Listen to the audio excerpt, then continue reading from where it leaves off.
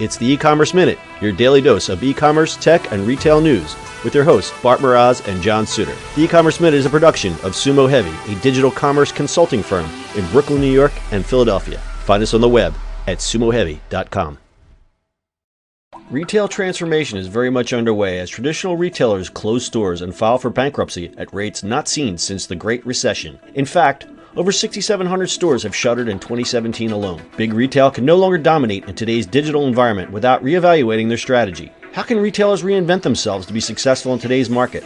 What do the new rules of retail mean for 2018? Download Sumo Heavy's newest white paper to learn the best practices and principles.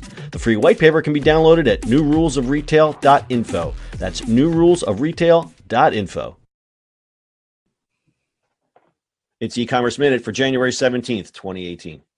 In today's episode, Circuit City is making a comeback. Don't call it a comeback.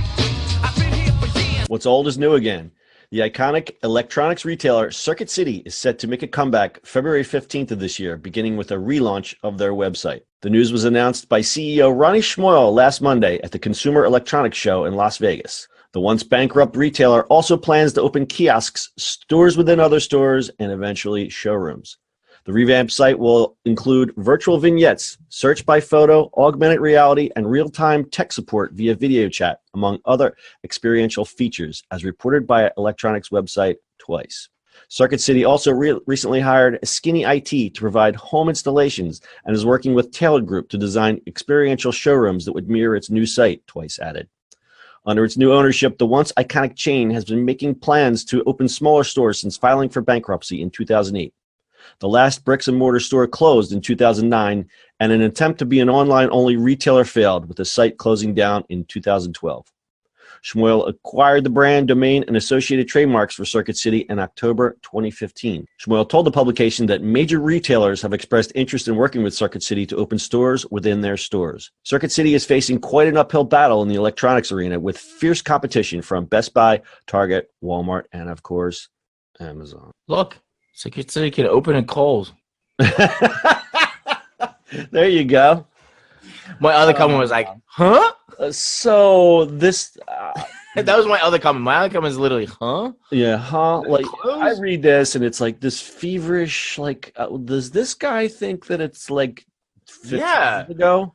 Like, if you read through the story, you're like, wait a minute, what? Like, this guy's literally trying to, like, revive. What? I don't understand. Just listening to all the bells and whistles on this website, just, it's already got a little bit of a something about it.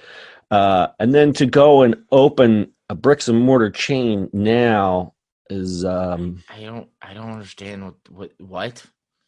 I get maybe smaller kiosks, or like we reported the other day about doing something, a store within a store would make sense. But Best Buy kills that completely. There's an Apple little kiosk for Apple and Dell's and stuff like that already in one of those. I just don't understand why you would do something like this now. I just right. It makes no sense. So I dug a little deeper. I went on the Circuit City website, and right now it's just a corporate website, little holding page and about and careers, etc. And you can join it for their mailing list, which I most certainly put my name in because I want to know what's going on here. And there's two blog posts. And one blog post is basically what I just reported, and another blog post from 2016 that says Circuit City update, taking our time to get it right.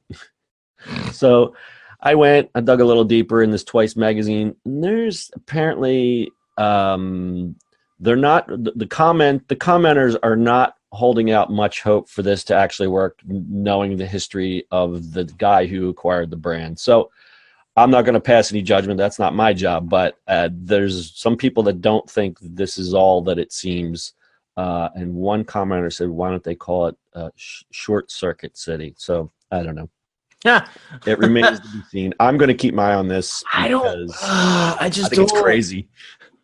This is just dumb.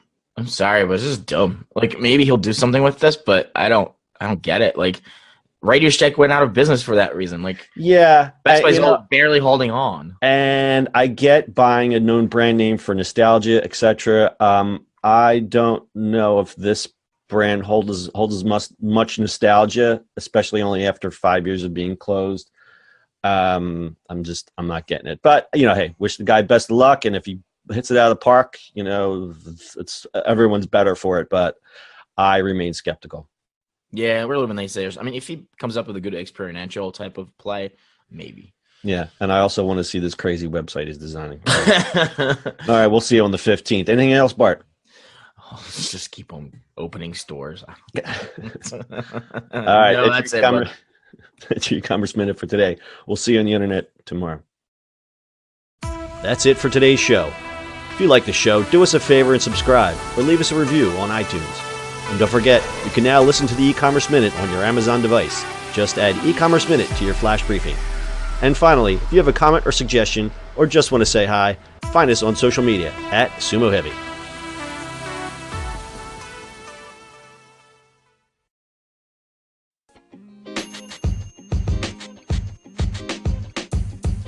The podcast you just heard was recorded with Anchor. If you want to make your own, download the Android or iOS app completely free from anchor.fm/podcast. That's anchor.fm/podcast.